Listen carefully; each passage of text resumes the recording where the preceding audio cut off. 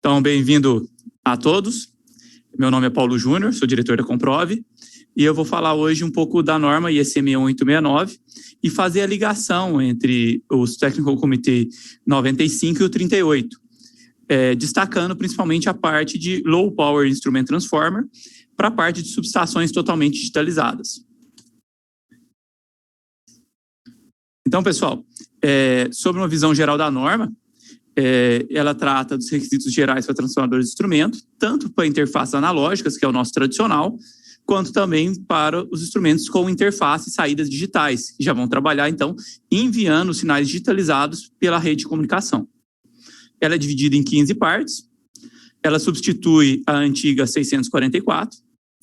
Essa é a estrutura de como se dá as 15 partes da norma. Nós temos os requisitos gerais na parte 1, a parte 2 trabalha com TC, a parte 3 TP, a parte 4 transformadores combinados, né, TP e TC num único, depois TP capacitivo, depois temos a parte 6, que é os requisitos gerais para baixa potência, e aí nós temos a parte 7, que é TP eletrônico, a parte 8, TC eletrônico, a parte 9, que é uma parte bem específica, que se trata da parte da interface digital, então ele vai ter na normatização o envio desses frames, dessas mensagens, como é que é a padronização, as taxas e tudo mais. Depois temos a parte 10 para baixa potência de transformador de corrente passivo, depois também a transformador de tensão passivo, depois combinado, depois também temos uma coisa que é de total interesse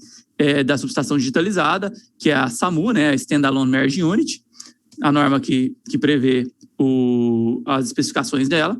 Depois a parte DC de TC e também a parte DC de TP, as aplicações que estão aí.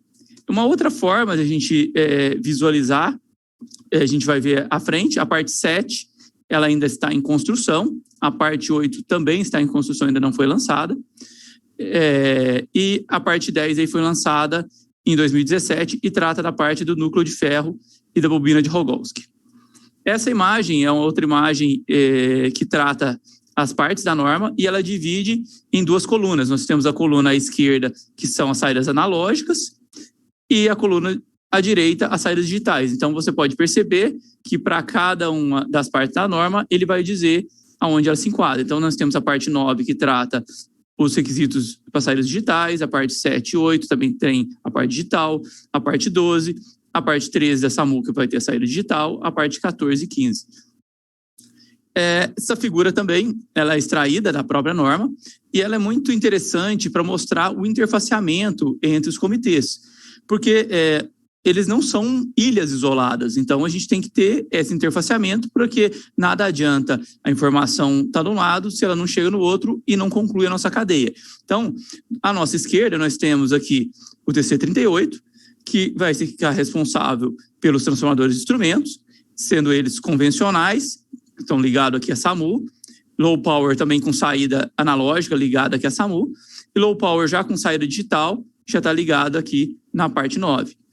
As informações do nosso transformador de instrumento vão chegar, então, aos dispositivos de proteção ou medição, que já fazem parte aqui do nosso TC95.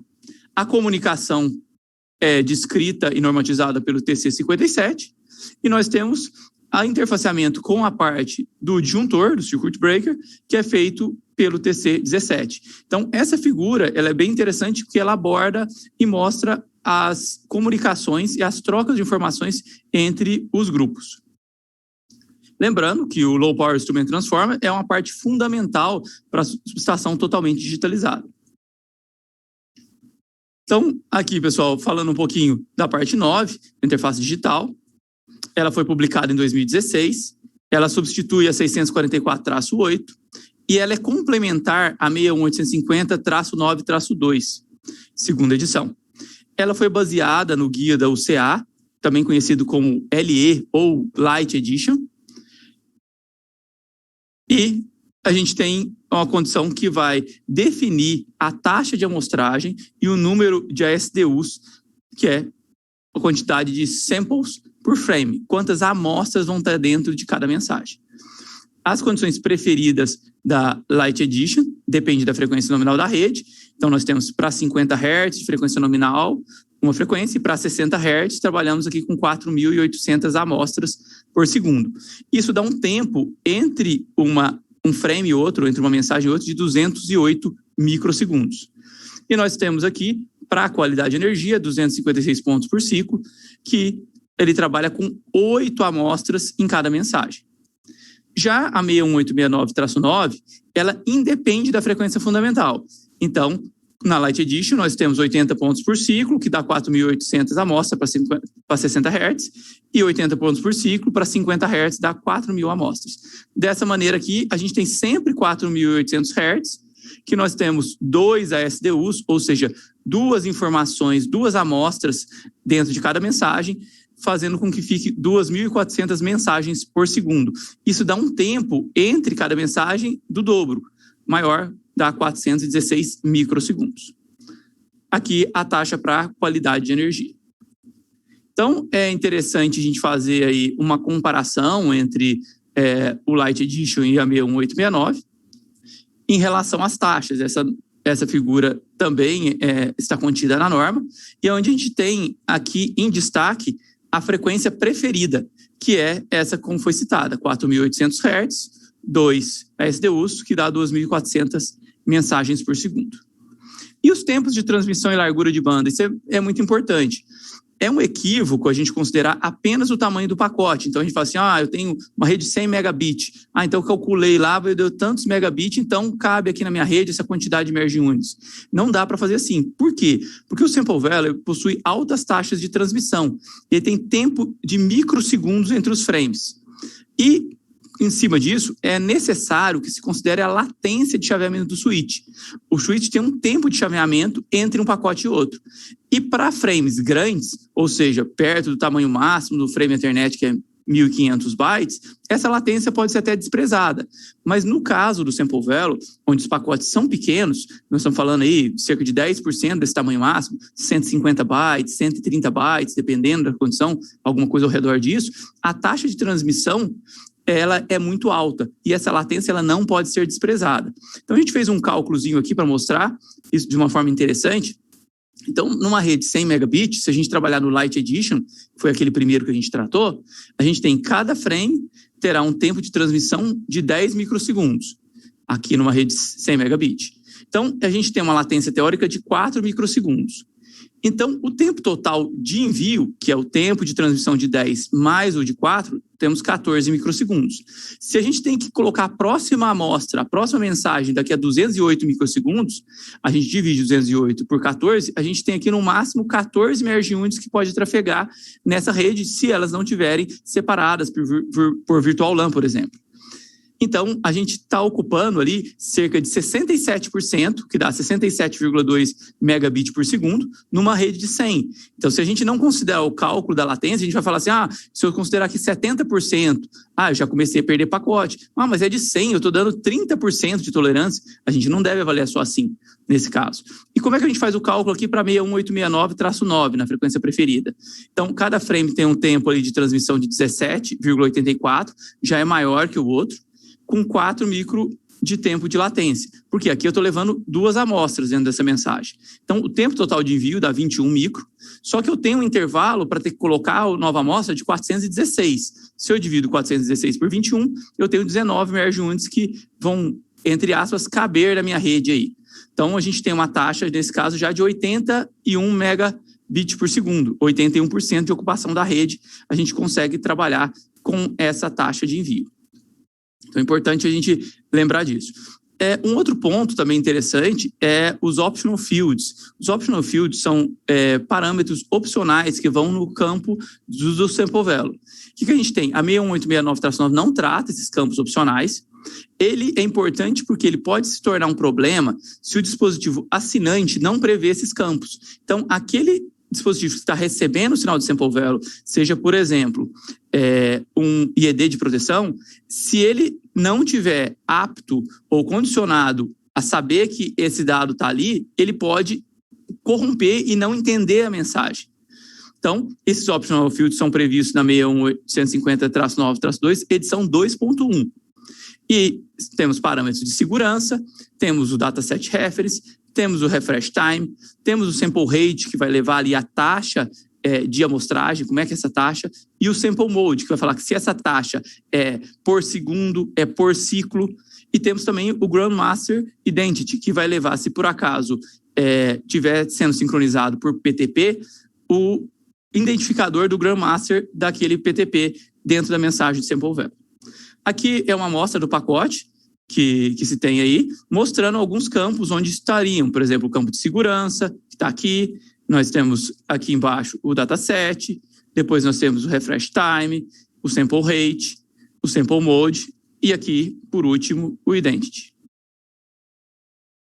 E agora a parte da 61850, 6869-13. Ela foi lançada em 2021, ela trata das Standalone Merge Units e ela não está vinculada a nenhum Low Power Instrument Transformer, que anteriormente era conhecido como Non-Conventional Instrument Transformer. Então, essa saída da SAMU, ela não é tratada nessa parte, e sim na parte 9. Então, a parte 9 que trata como os dados são colocados na rede, como é o envio, como é a mensagem. Essa parte vai tratar o quê? Nós vamos ver.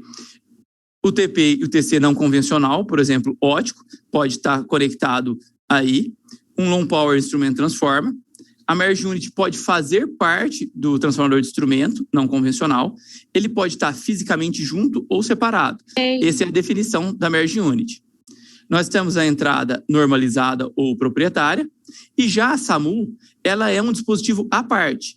Ela vai digitalizar os valores de secundário, ela tem um conversor analógico digital e é um produto separado com entradas ali padronizadas digitais ou analógicas. Esse é um exemplo da MU fazendo parte do transformador de instrumento. Então, nós temos aqui o transformador de instrumento com todas as suas etapas, sensor, conversor, sistema de transmissão, conversor, e aqui a Merge Unit como uma parte dele. Ela pode estar fisicamente dentro ou ela pode ter uma caixa separada, mas também fazendo parte do nosso Low Power Instrument Transformer. Já a SAMU, ela é realmente um produto à parte, independente do fabricante, e ele vai digitalizar o sinal e mandar o sinal já digitalizado aqui pela rede.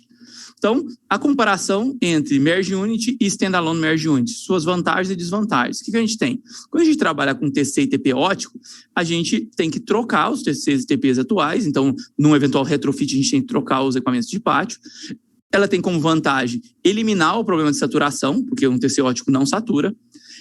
No caso das Standalone Merge Unit, ele trabalha com conversor analógico digital, ele permite manter os TCs e TPs atuais, ou seja, vamos supor, normalmente a gente tem um tempo de vida maior para os equipamentos de pátio do que os equipamentos na sala de relés, então pode ser que ainda não se deu tempo de troca lá, então pode se manter, e instalar a SAMU. Nesse caso, ele pode ou não eliminar o problema de saturação. Por quê? Vai depender do burden desse cabo. Uma vez, se o cabo é curto, o burden é pequeno, a carga é pequena, o problema de saturação ele vai ser diminuído se você instalar, por exemplo, a Standalone Merge Unit mais próximo ali do transformador de instrumentos. E as tecnologias envolvidas? Então, numa ampliação em retrofit, como a gente comentou, e podem acontecer ainda instalações híbridas, quando essas duas tecnologias vão estar convivendo ao mesmo tempo, devido à vida útil maior dos equipamentos de pátio. Então, dessa forma, IEDs, por exemplo, teriam que comparar sinais diferentes. Ou seja, um IED de barra, ele tem que ler analógico numa porta e ler sample value. Por exemplo, um qualímetro, um oscilógrafo, ele tem que ler analógico e ler sample value. Então, essas tecnologias acabam tendo que sendo convividas em conjunto ao mesmo tempo. O que mais que nós temos aqui? Então, continuando na parte 13, nós temos a saída da SAMU, que pode ser utilizada em vários dispositivos, e a interesse de vários technical committees, como a gente falou. Então, o 57 comunicação, o 95 proteção e medição, o TC 17 disjuntores e etc.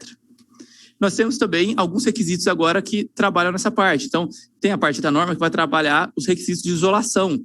Então, a gente tem as tabelas de isolação, se é categoria 3 ou categoria 4, qual a tensão que ele vai ter que suportar. Então, por exemplo, 2,2 kV por 1 minuto, uma tensão de impulso, que vai ter 1,2 microsegundos de impulso de subida, mais 50 microsegundos de descida, e o impulso com amplitude até 4 kV. Então, isso são requisitos ali dessa parte da SAMU em relação à isolação. Em relação a requisitos de acurácia, o que a gente tem? A gente tem a combinação, por exemplo, do instrumento transformer junto com a SAMU. Então, vai ser a acurácia do transformador de instrumento ao quadrado, mais a da SAMU ao quadrado, a raiz quadrada disso. Então, por exemplo, nessa tabela, se a gente tem ali a questão de uma SAMU de meio de acurácia, e aqui a gente tem o nosso transformador de instrumento de meio, a gente tem meio ao quadrado mais meio ao quadrado, raiz quadrada disso, 0,7, que a gente tem aqui no nosso quadro aí mostrando a acurácia combinada.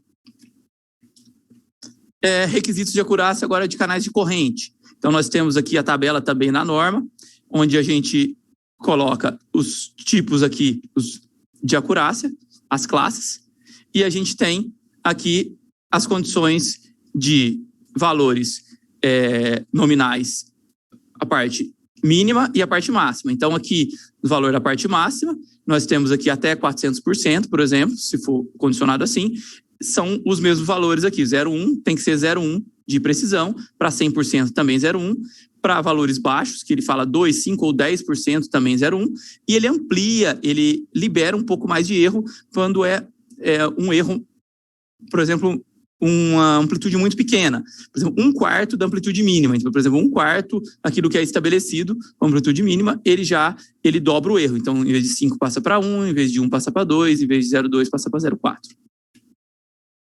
Depois nós temos aqui a acurácia dos canais de tensão, também a classe à esquerda, e aqui as acurácias de tensão e os ângulos também estabelecidos na norma. Falar um pouquinho de ensaios aí da 61869, os requisitos gerais e particulares devem ser considerados juntos para facilitar a execução dos testes e validar o sistema como um todo. Então, a norma estabelece os testes que eles devem ser como ensaios de tipo ou ensaios especiais. Então, essa tabela mostra aqui, na parte de cima, os ensaios de tipo, embaixo os ensaios especiais. Vamos destacar alguns ensaios. Aqui a parte de precisão, de acurácia para parte de medição, a parte de acurácia quando utilizada em proteção, a parte de acurácia em relação à temperatura, a parte de acurácia em relação à frequência, além de aqui de ensaios especiais também, de verificar a precisão em relação às harmônicas e baixa frequência. Então, falando aqui de ensaios, o que a gente tem na nossa cadeia lá? A gente tem um transformador de instrumento, que entra valores analógicos primário, sai valores analógicos secundários, já condicionado, isolado, de baixo nível. Nós temos aqui a Standalone Merge Unit, onde entram valores analógicos secundários, vários deles, e sai o valor já digitalizado do sample velo. E nós temos aqui o nosso IED, que recebe o sample velo e vai sair, por exemplo, aqui um GUSE, um triplo GUSE, se for o caso. Então, como é que a gente faz para testar? O que a gente tem que testar? A gente tem um equipamento de teste apropriado para isso e ele vai ser colocado em cada uma das condições e na cada parte da cadeia. Para você testar o transformador de instrumento, você vai fazer o quê? Vai injetar valor de primário e vai ler o valor de secundário e comparar aqui e achar o erro, a precisão. Para você testar o Standalone Merge Unit, é a mesma coisa. Você vai injetar vários valores secundários e verificar se o sample velo está ok. Verificar se está condicionado, se não está tendo perda de frame, se não está com o pacote corrompido, se a precisão está ok. E o IED, você vai injetar aqui vários sample velos e verificar se o GUSE dele está saindo. E você pode pegar partes da sua cadeia. Então, você pode colocar o equipamento de teste aqui, injetando primário, já recebendo sample velo e comparar aqui já para verificar se está ok. Você pode ter aqui o equipamento de teste injetando vários analógicos secundários e verificando o GUSE. E você pode pegar a cadeia como um todo, injetando o valor de primário alto e já verificando se o GUSE saiu de acordo com aquilo ou não. Então, essa tabela mostra todos esses 6 cenários de teste, onde o que você precisa injetar e o que precisa medir com um equipamento de teste específico para isso. Então, a gente vai falar um pouquinho agora dos testes que a gente fez no CEPEL em 2019 com um transformador de instrumento.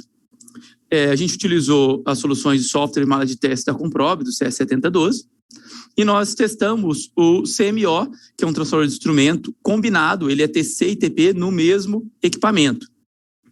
O que a gente verificou? A gente verificou os sensores ali de primário, a gente verificou a linearidade, a gente verificou resposta em frequência para vários harmônicos, vários perceptores de harmônico, e a gente verificou também a resposta do sensor para a aplicação de sincrofasores. A gente ligou num sincrofasor e verificou toda essa cadeia ali para ver como é que estava a resposta em relação a esse transformador de instrumento. Foi uma coisa bem interessante, inovadora, inclusive que gerou um paper. Ensaios com a norma, então, verificação de secundário, em cima na Merge Unit, de XMU, sincronizada por PTP. Então, verificamos o formato do frame sample value, verificamos o cálculo de erro de relação do TC e do TP, o tempo de digitalização para verificar esse atraso que existe, os erros que poderiam vir na rede, que são pacotes corrompidos, pacotes duplicados, pacotes fora de ordem, perda de pacotes. E os ensaios da norma, então, que a gente vai mostrar aqui cada um deles que a gente fez. Então, teste de resposta em frequência do TP. Então, considerando o secundário do TP, analisando a medição através da oscilografia do IED e também do software Multi-Sample Verb. Então, a gente pegou o equipamento de testes aqui da Comprove, o CS7012, injetamos aqui no TP capacitivo aqui na parte secundária e verificamos, isso foi passado para XMU, que é a Merge Unit, que faz parte do transformador de instrumento aqui não convencional, esse TP aqui. E aqui a gente tem o IED, que lendo pelo software aqui do fabricante da GE, que foi verificar as medições, e também lendo pelo Multi-Sample Value para verificar. E o que a gente encontrou, então, nesse teste? A gente injetou uma tensão fundamental de 200 volts RMS e 10% em cada ordem harmônica.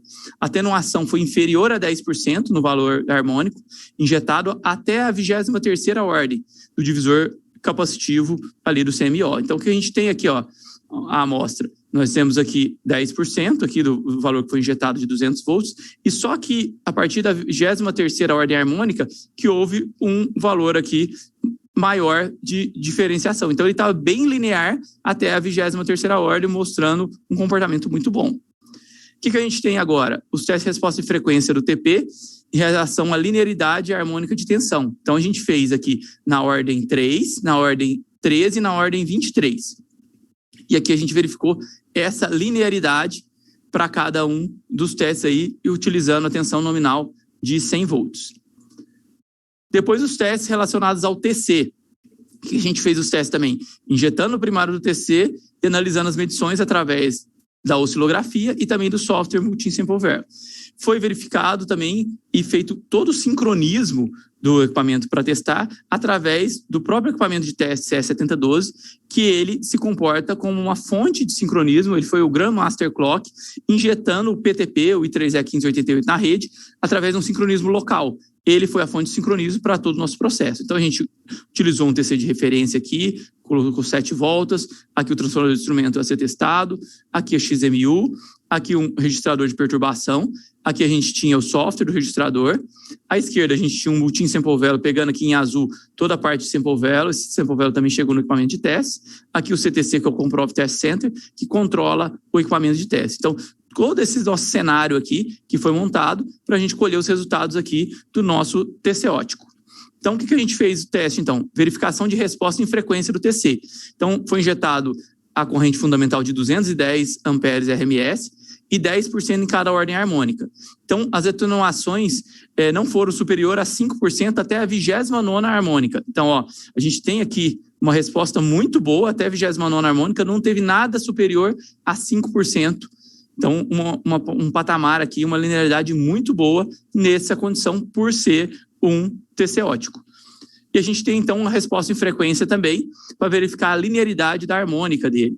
Então, foi injetada ali na 3ª, 13ª e 23ª também.